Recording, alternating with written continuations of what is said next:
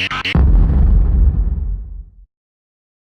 want to talk to you a little bit about a philosophy that I've lived by for the last number of years, which is how to get more from less, and the marginal gains you can take from using social sales and making it part of your everyday.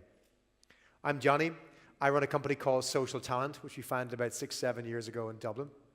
And we are an online platform, an industry-leading learning solution that drives sales through real-time coaching and analytics for a host of really interesting companies we've had the pleasure of working with over the last number of years around the world to drive their productivity.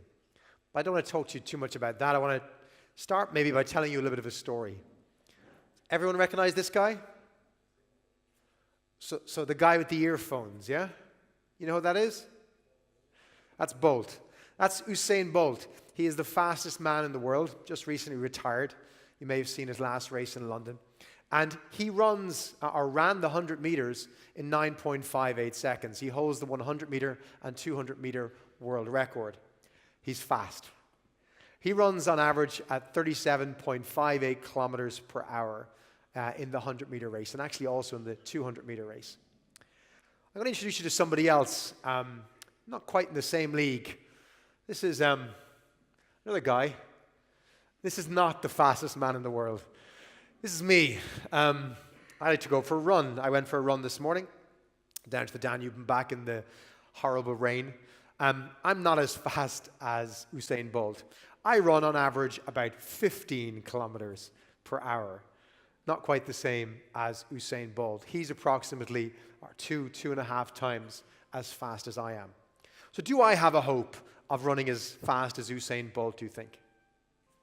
Well, maybe I can improve marginally. Perhaps tomorrow I could try a new pair of trainers that might make me a tiny bit faster, maybe an extra 1%.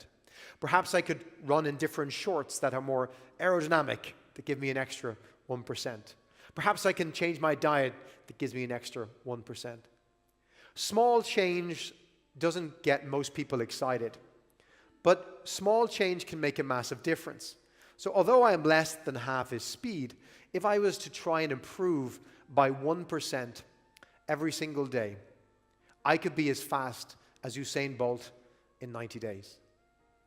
I don't think I'm going to be as fast as Usain Bolt by Christmas, but marginal gains are counterintuitive because they add up and they increment. And being 1% better today means I'm 1% of 101% tomorrow, and that aggregates. And those of you who understand insurance or compound interest will understand how this grows over time.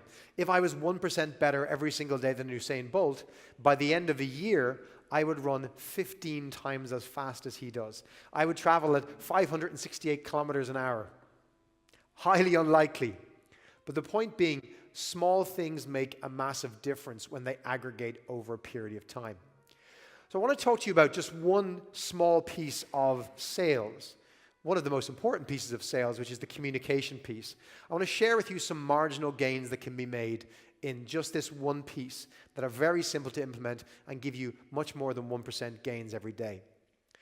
So the first thing is to understand when you reach out to perhaps a cold prospect, I think it's really important to set the expectation of a salesperson. When they send an in-mail, send an email, leave a phone message for the first time. A lot of people think they're going to get a reply. Is it likely that they will get a reply? What do you think? Statistically, 0 chance. I try and talk to salespeople and make sure they understand that when you reach out for the first time, you need to expect no reply. No in-mail, no email, no phone call return. You're not getting a response. Get used to it. That can be disheartening. But you can improve the likelihood of a response with some simple techniques. Here's some of them. Timing is important. The contact vector, the medium you use to engage or reach out to somebody can make a difference.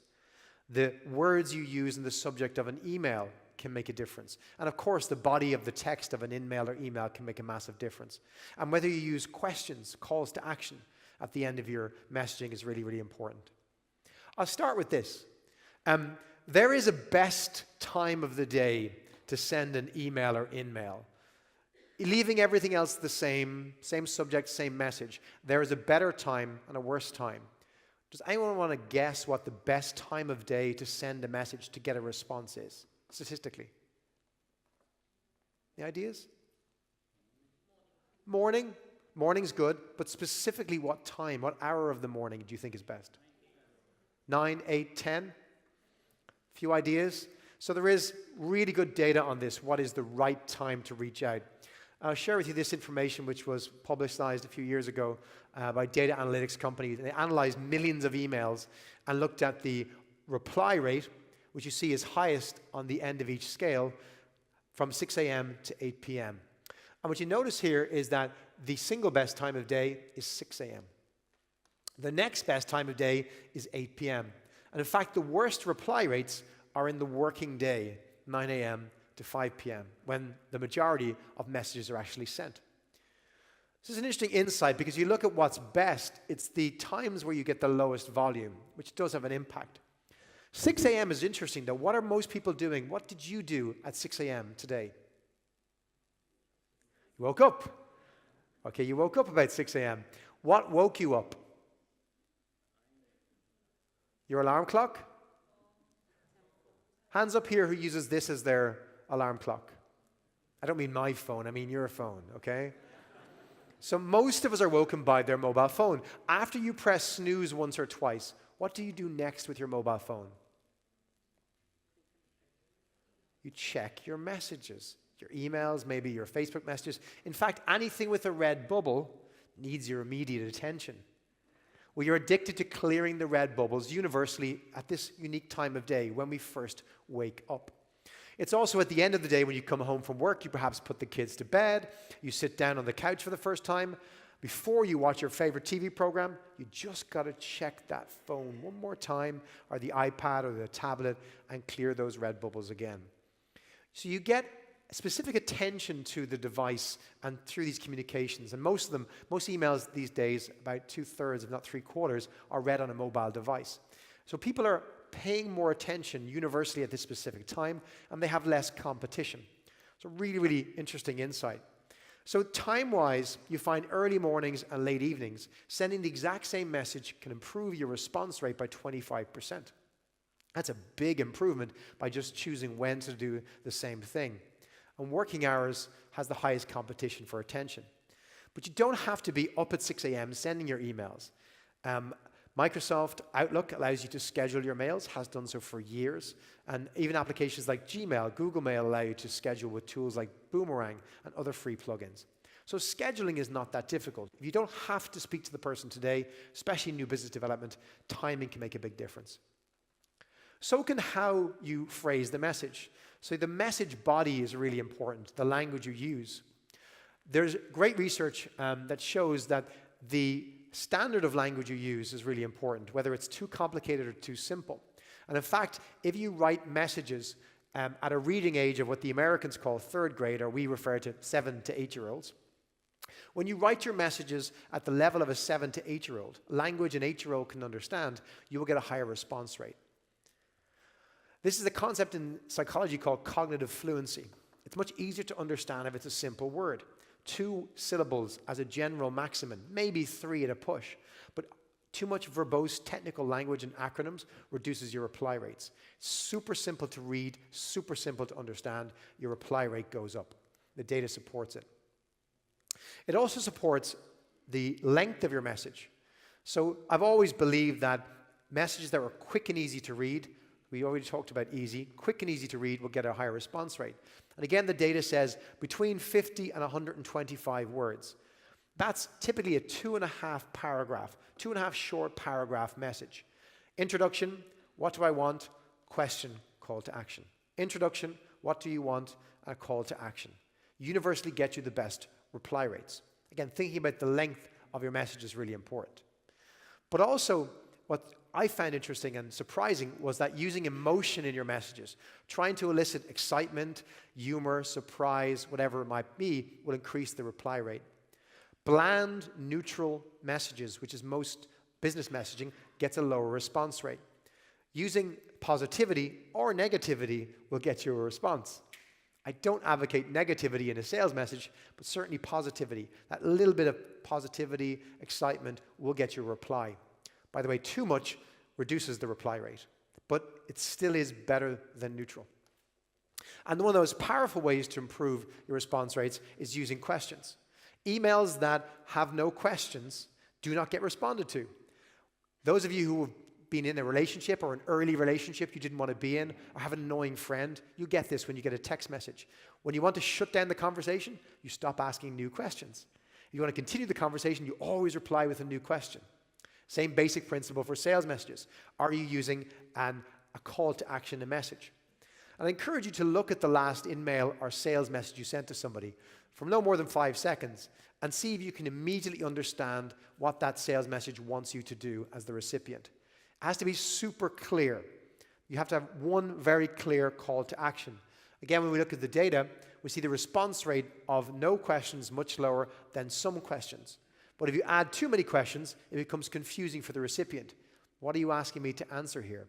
So keep it simple. My advice is always one clear question, closing your email or in-mail to get that person to respond. It could be something like, are you available at 2:30 tomorrow to take a quick call to discuss this?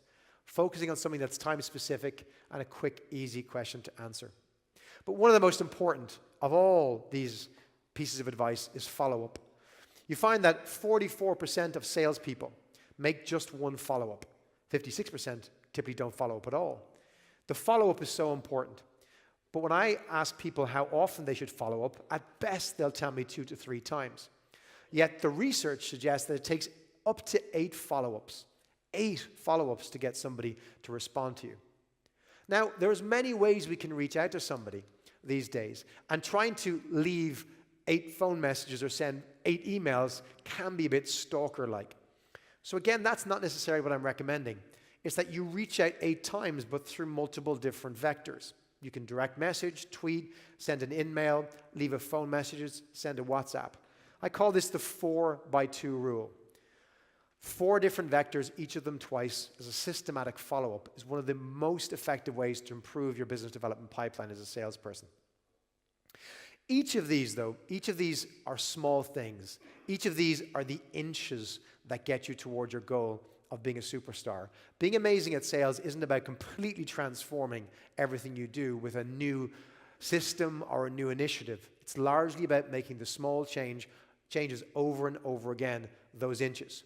That's what we built a business around, teaching the inches online, wherever anyone needs them, bespoke to the individual to get them to perform at a higher level by doing small things differently every single day, not just in engaging, but across the board.